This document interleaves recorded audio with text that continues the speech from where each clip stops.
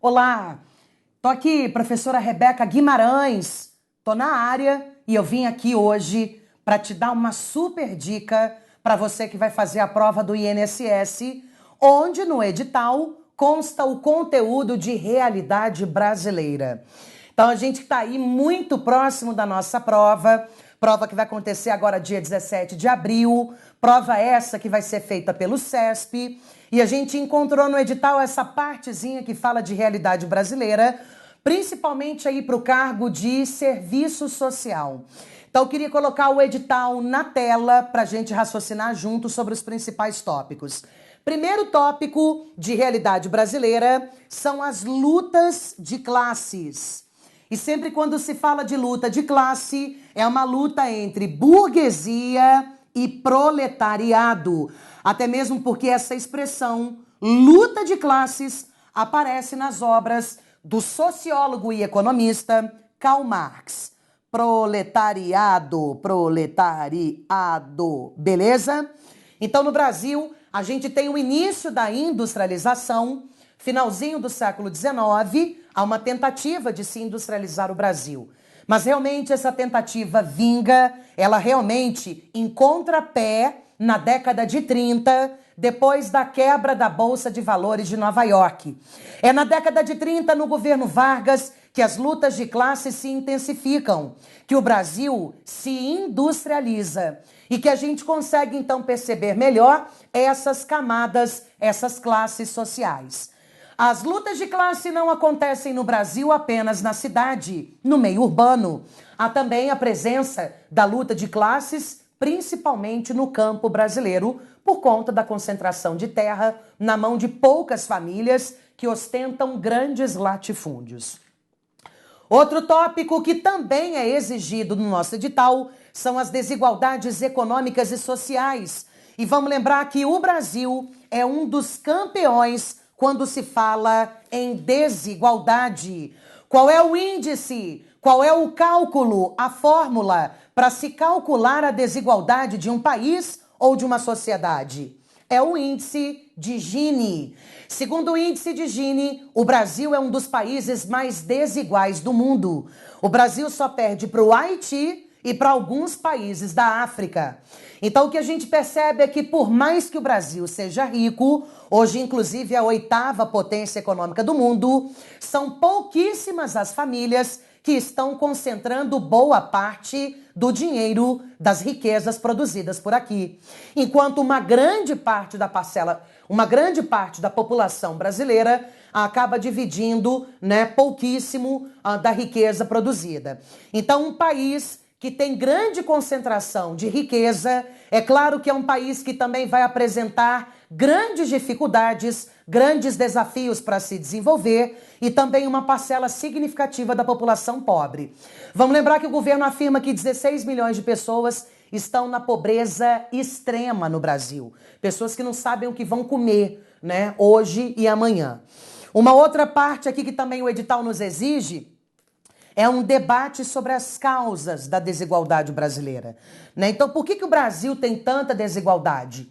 O que gera isso? Principalmente a concentração de renda, a falta de acesso à educação, a falta de acesso a uma renda e, sem falar no próprio histórico do Brasil. O Brasil, no campo, tem uma organização extremamente precária. Desde a época da colonização, nós tínhamos o território dividido em sesmarias e em capitanias hereditárias. Eram as famílias próximas à coroa que eram então delegadas para cuidarem das propriedades da grande parte do território brasileiro. A gente sabe também que teve a promulgação da Lei de Terras em 1850 e a partir da promulgação dessa lei, a gente tem aí, vamos dizer assim, uma burocratização, uma institucionalização onde o branco, a elite branca passava a ter mais privilégios na obtenção aí de propriedade em relação ao negro. Então, são várias as causas da pobreza, das desigualdades no Brasil, mas um dos principais motivos é a própria história do Brasil. E vamos lembrar também que a urbanização do país aconteceu de uma forma muito acelerada. a urbanização acontece sem nenhum planejamento, quando na década de 60 o campo se mecaniza e a cidade recebe algumas indústrias. Um outro ponto do edital, ele pede também a multidimensionalidade da desigualdade e da pobreza. Quais são as dimensões da desigualdade e da pobreza no Brasil? E a gente sabe que dependendo da região brasileira, a gente tem um grau de pobreza e de desigualdade maior do que em outras regiões. Qual a região brasileira que menos tem desigualdades, que menos tem pobreza? É a região sul. É a mais desenvolvida. Agora, qual a região que concentra a maior desigualdade? O Nordeste. Discriminação e pobreza também são fatores que se correlacionam. Geralmente, se você é pobre, você acaba sendo discriminado. E vamos lembrar também que no Brasil, grande parte da população pobre se declara preta. Então a gente tem também uma questão racial, um elemento étnico que também acaba colaborando para a compreensão aí da concentração da pobreza, da desigualdade e também da discriminação. O tópico 4.2 pede que você domine sobre o desenvolvimento urbano brasileiro. Como é que se deu o crescimento das cidades e quais são os principais desafios urbanos. A gente sabe então que a urbanização se desenvolve sobretudo na década de 60. Grande parte das pessoas saem do Nordeste e acabam se dirigindo para as cidades do Centro-Oeste, do Sudeste, perdão, o Sudeste. Então o pessoal sai do Nordeste e vai para São Paulo. Agora, hoje São Paulo não é mais um centro que atrai tanto como atraía antigamente.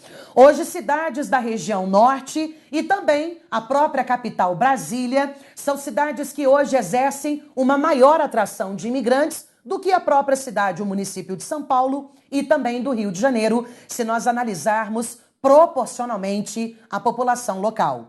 Então o que a gente analisa é que o desenvolvimento das cidades brasileiras se deu sem nenhum planejamento, se deu de maneira muito acelerada e acabou provocando uma grande periferização da cidade. E é claro que essa periferização criou também, não só periferias, mas também um grande número de marginalizados.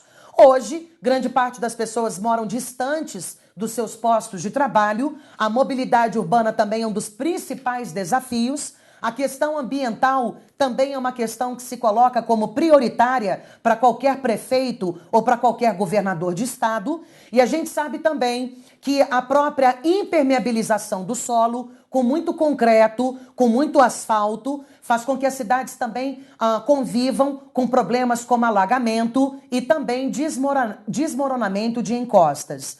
Então a gente sabe que são vários os desafios urbanos, mas com certeza um dos principais é a questão da mobilidade urbana.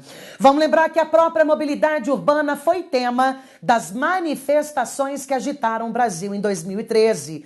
Era por conta dos 20 centavos, sim, que as pessoas estavam nas ruas. Um outro tema que ele também aborda no edital é a questão rural e fundiária no Brasil.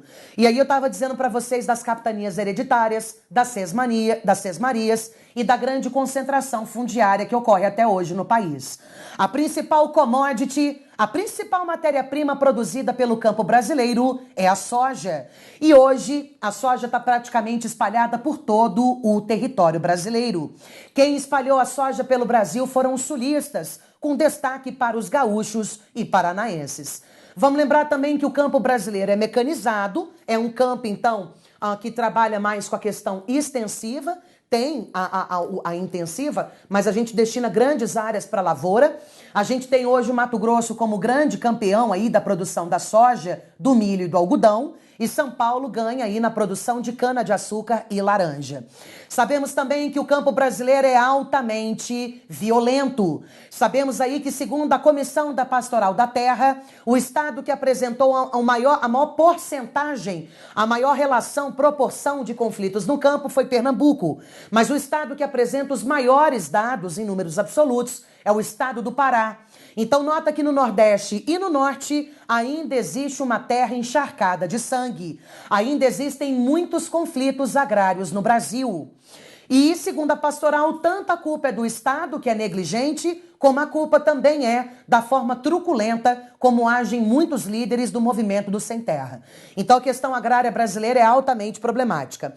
E para terminar aqui, ele pede a dinâmica da estrutura demográfica do Brasil, ele quer alguns dados sobre o povo. Se é demografia, então são dados do povo.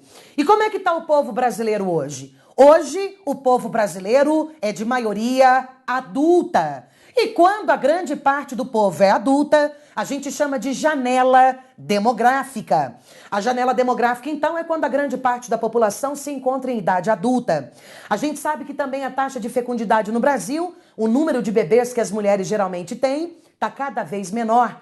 A expectativa do povo brasileiro também está cada vez maior. O brasileiro vem vivendo, em média, 75 anos. Então, hoje, as características da população brasileira são bem distintas daquelas características de um Brasil da década de 60, 80 e até 90.